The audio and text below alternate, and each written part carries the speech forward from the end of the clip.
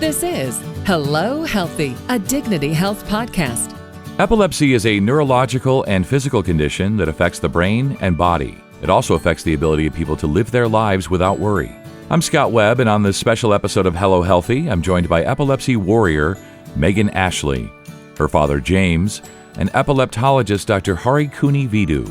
They're here to share Megan's journey from her normal childhood to suffering her first seizure, being diagnosed with epilepsy, and today being seizure-free, thanks to the efforts of Dr. Vidu. So thanks everybody for being here. I'm going to start with you, Megan. How old are you? What do you do for a living? And mainly, what was life like before epilepsy? So I am 21 years old. I am currently working 2 jobs. I work at a McDonald's and at an elementary school as a daycare aide. I'm also going to school to be a teacher. And life before all of this just felt like a normal teenage life, going to high school, hanging out with my friends. I was playing soccer. It felt like a normal teenage life, and then it took a big turn. My junior year of high school is when it all got hard. Yeah, it does sound like a pretty normal life, and then as you say, things got hard, and that's presumably when Dr. Vidu enters the picture. So Doctor, tell us about yourself, your background, and how you met Megan. Hi, I'm Hari Vidu. I'm an epilepsy specialist at Bakersfield, and I'm primarily working at the Dignity Health System and also working at other hospitals in the city as well. I saw Megan a couple of years ago, and when she was referred to me with a history of the grand mal seizures, and also she has the rapid jerking of the arms, we call myoclonic jerks. And by that time, she was already seen at UCLA, and they diagnosed she has a epilepsy syndrome called juvenile myoclonic epilepsy, and she was already started on 2 anti-seizure medication. At the time, she was on Keppra, and then there is levetiracetam, and also on another medication called clobazam. The brand name is Onfi, and still she continued to have a frequent grand mal seizure, approximately at 1 seizure per month, and so I saw her at that time. So then to confirm the diagnosis, I did again I repeated the EEG, so that showed findings consistent with the initial impression of a primary generalized epilepsy. Since her seizures are not controlled with these 2 medications, I started her on another 3rd seizure medication called lamotrigine, or the brand name is Lamictal. Subsequently, I followed her up. Then, the initial part, the seizures are not controlled. So that time, I am also running an epilepsy monitoring unit in this Bakersfield. So I admitted there, I recorded her actual 1 seizure and confirmed the diagnosis actually the juvenile myoclonic epilepsy, and nothing any mimickers of that kind of epilepsy syndrome. And then we just continued her lamotrigine, and then since May 21st, 2018, she became totally seizure-free. Wow, that's amazing, since 2018. And we're joined in this podcast by Megan's dad, James. James, thanks so much for being here. I'd like to give you an opportunity between you and Megan to discuss this journey, with epilepsy, and what was life like before treatment. We know that Megan mentioned that it was pretty normal, and I'm sure you would agree. So I'd like to just have the 2 of you kind of take us through what this journey has been like. It's been a very interesting journey from the beginning. I mean, during my life, I've observed and responded to many seizure incidents through traumatic brain injury rehab clients, where I used to work for my cousin, as well as in law enforcement and detentions. I mean, I would see people have seizures on a regular basis, and they were something that happened and just required a trained response. So I didn't really have that much attachment to it. And then when Megan was about 3 or 4, we were at a John's Incredible for a birthday party. And we were just having a blast and playing all the games. And then all of a sudden, she seemed to go into what they labeled eventually as a stop stare event because of all the flashing lights, which basically scared me to death. So she was standing there and awake, but she had no clue of what was going on around her. So off to the hospital we went. At the hospital, they told me how synchronized flashing lights have been known to cause seizures, and one study where there was simultaneous events in Asia, and that I should probably avoid places with flashing lights for her. And at that point, it was just a wait and see. So we avoided those places and waited. And that was all good for about 13 years. And we had gotten back to active living. Like she said, we were just going through life, dealing with school. She was playing some high-level soccer, going through that teenage girl stuff. And at that point, I was a single parent. And we had actually completely forgotten about the Stop Stare event. And then in 2016, life was different. I had 2 shoulder surgeries, and we noticed that Megan seemed to be getting what I just thought was kind of clumsy. And she started dropping things and spilling things and became irritable when it's all like, well, what's going on, kid? And then on March 7th of 2016, the whole world changed. I was writing a check for her. I think it was for a yearbook or something. And then all of a sudden she was just standing there with that dead stare looking me in the face again, and down she went into a grand mal seizure. What I observed and responded over my many years now had an emotional attachment to it, and life's never been the same. So we went to the hospital that day, got stabilized, began the Keppra, and got a referral to UCLA Neurology, where Megan got the initial diagnosis for juvenile myoclonic epilepsy. Fortunately, my cousin and his wife own the Center for Neuroskills here in Bakersfield. It's a brain injury rehabilitation facility. So I had the luxury of talking to some doctors. And during those discussions, they highly recommended Dr. Vidu, who is an epileptologist specializing in epilepsy, as opposed to just the general neurology. So we transferred care and have been 100% forward moving ever since, and very happy. What an amazing story that you had experience with seizures before, that you had this connection through your cousin. What are your thoughts about all this, Megan? I honestly think it's kind of crazy. I never expected this to happen. I've never seen it in my family before. In high school, it was going, and I was excited, and because I was going to get my license, I was even more excited. Unfortunately, I didn't get to drive at all in high school, and now, ever since seeing Dr. Vidu, I am seizure-free. I'm able to drive, and I actually got into making cups, and I made myself a epilepsy cup, and some people saw it and they actually wanted to buy them. So I'm kind of getting into making those. It's really nice to have the support and have people understand, because in my family I don't know anybody that has seizures.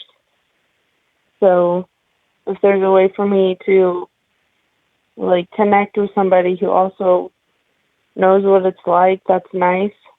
So I don't feel alone almost, and that nobody knows what it feels like or anything like that.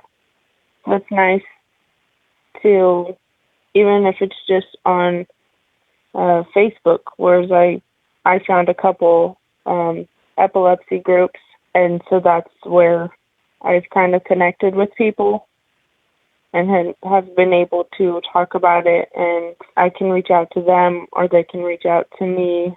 Dr. Vidu really helped, and I feel like my life is not back to normal. It'll never be normal again, but it's as close to normal as I'll ever get. Yeah, I have a 17-year-old, and I know how important driving is to high school kids, and so I'm so glad to hear that you've got that, that you're behind the wheel and you've got that confidence and have made all these new connections and new friendships. It's really an amazing story. Doctor, you had said that she didn't respond well to the first couple of medications, and then you found the one that did. Why do you believe this medication worked? Why do you believe it's been so successful that she's been able to make it so long being seizure-free? Megan's epilepsy actually belonged to the group of, the primary genetic epilepsy, where it actually, seizures starting from the entire brain at the same time. Her epilepsy type, called juvenile myoclonic epilepsy, is one of the most common kind of epilepsy syndrome. The primary genetic epilepsy includes childhood absent epilepsy or juvenile absent epilepsy. There are few other types also under the primary, like genetic epilepsy. So as Megan's dad told, she had an episode of this staring event like several years when she was a small child. Probably, she might had childhood absent epilepsy throughout her life. And as the time passes, it sometimes it changes into this juvenile myoclonic epilepsy. As I said, the juvenile myoclonic epilepsy can de novo start when you are a teenager, or like some of the this childhood absent epilepsy. As when you grow, it can transform into juvenile myoclonic epilepsy. And then, there are certain kinds of medication really responsive to this kind of epilepsy syndrome. And one of the best medication for this condition is actually something called valproic acid. But for females, unfortunately, the young women, we cannot prescribe valproic acid because this medicine is associated with a lot of, a teratogenicity. It means that when they become pregnant, there is a high chance of malformation of the child and also developmental abnormalities and everything. So we avoid valproic acid in all cost in women in the reproductive age group. From the UCLA, they already started her on Keppra levetiracetam. So it's kind of a medicine that, generally people will start for JME nowadays.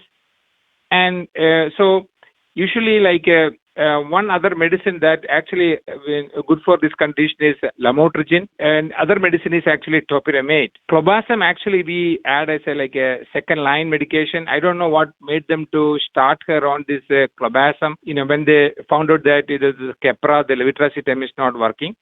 So, it is very obvious to me that the second medication actually they have to try is lamotrigine. In a young female, when you prescribe the medicine, the most important thing we are worrying about what is the chance of that going to cause a birth defect to the babies. And comparing to all the seizure medication, lamotrigine and the Keppra is the medication with the least chance of having birth defect.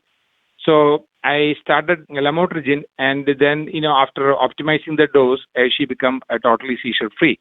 And other thing I want to emphasize about the birth control in young women. Some of the seizure medication actually interact with the birth control, and the efficacy of the birth control will come down. Since she's on clobazam and the lamotrigine, there is a slight chance that the birth control may fail. So that's what I always insist people to take folic acid when they are on seizure medication in this age group. And always you should think about a planned pregnancy. If you want to get pregnant, and then we should make sure that your seizures are well controlled, your medication levels are good, and throughout pregnancy we have to monitor the level so that we can prevent any breakthrough seizures. That's one point I need to really emphasize. I want to bring James back in and have Megan and James, just kind of tell the community what you've learned about epilepsy. Megan, you had said that you really didn't know much about it, didn't know anybody who had it. And James, you'd had some experiences through your work. But what would you like people to know about epilepsy? Well, I know it can be very scary. I don't remember for a certain amount of time before it happened, and then for a certain amount of time after it happened. Sometimes I don't even know I had one. It's scary because you never know. I mean, some people can feel it coming on. I unfortunately can't. I think you really, once your seizures are controlled, you have to believe that everything and trust that everything's going to be okay. Because when I first got my license back, I was nervous, but I gained the confidence, and I just trusted that everything would be okay. Even going to work, it can be scary because I don't know if I'm going to have one. I don't want to let epilepsy take over my life. I need to push through it it can try and hold me back, that I'm just going to keep fighting. People just need to know that it's going to be okay. And if you can find somebody who knows how it feels, I think you should reach out, especially just to talk about it, because if you don't have anybody who knows what it's like, it's going to be hard to explain it to anybody. I think the main thing would be don't let it take over your life. If I would let it take over mine, I would still just probably be at home and just be disappointed, but I am not letting it take over my life. I'm going to do not always what I want to do, but the 2 jobs, school, it can't take over my life. I need to push for what I want. Definitely, and James, I'm sure you're quite proud of her. Oh, absolutely. Her experience has affected me greatly, and if I were to be able to talk to other patients' families, I would like to express that it will work out. One way or the other, it will work out. And we may not like some of the aspects of the journey, but our paths have a purpose. And Megan's situation definitely refocused me and my priorities and things I took for granted, and the importance of being the dad role in her life. And having been an athletic coach to her, I needed to step up my game and be a parental coach to her. And listening to her, obviously some of those things have taken. And that just makes me so proud. So, in my case, I know that as a support role, it's up to me to make sure that my epilepsy warrior knows that she doesn't fight alone and that someone is there to support her through it, to keep her safe if a seizure does break through, and to never let her diagnosis dictate who she is or what she does. Yeah, I understand completely where you're coming from. I have a daughter as well, a 13-year-old, and I had the pleasure of coaching her, and I know how important that bond is between a dad and his daughter. I'm just so proud of you, Megan, and the support you get from your dad, and I love the message of just keep fighting. Every dad ever would want that for his kids, his daughter especially. Doctor, as we finish up here tonight, just want you to share with the community what we need to know about epilepsy. We've heard Megan's perspective, a patient's perspective, and a dad's perspective. Now from you, doctor, what do we need to know about epilepsy that you think people don't already know? In general, what I want to tell with the people suffering from epilepsy, like 70% of people with whatever epilepsy, if it's a focal or primary genetic epilepsy, we can very well control it with the seizure medication. Only 30% of the patients, the seizures cannot be controlled with the seizure medications. But for those patients with the focal epilepsy, we have so many other options like epilepsy surgery, or there are neuromodulation procedures like responsive nerve stimulation, vagal nerve stimulation, dietary therapy. There are so many other options available now to take care of the epilepsy very well. So the most important thing is making the appropriate diagnosis and getting the right medication, and then follow with a specialist, and then do the right thing. And overall, the most important is a very good family support system. And Megan is so lucky to have a dad like James. He most of the time he comes with an appointment, and he's so active in what he knows every aspects of the treatment planning and everything. So she's so blessed like that to get a dad like that. So that actually like a very, very important when you are dealing with a difficult situation like this. I think just hearing the word epilepsy, you don't need to get so much terrified. There are a lot of hope, and then to see a specialist and select the right medication. That's the most important thing, and then go from there. Yeah, so this has been an inspirational conversation we've had. Megan, you've been so honest and really so amazing to tell your story, to take us through this journey. to leave us with that message of don't let epilepsy guide you, to dictate your life, to keep fighting.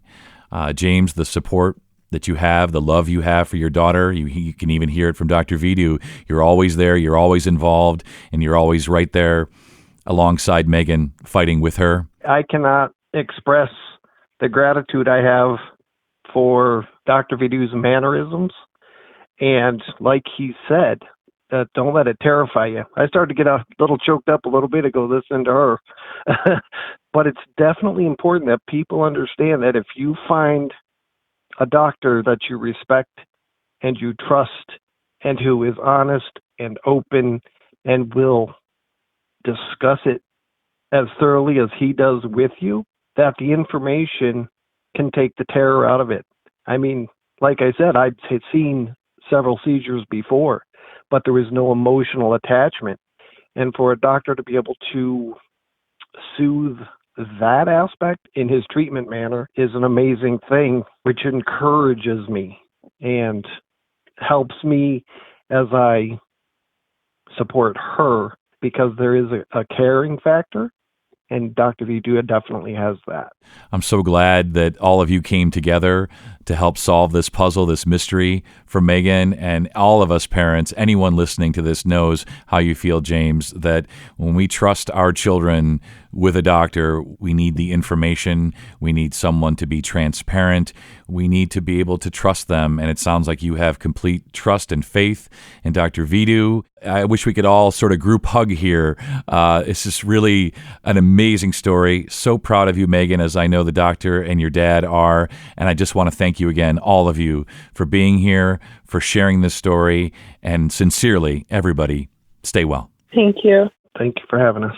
That's father and daughter James and Megan Ashley and Dr. Hari Cooney Vidu, an epileptologist with Dignity Health. For more information on epilepsy, go to dignityhealth.org/Bakersfield.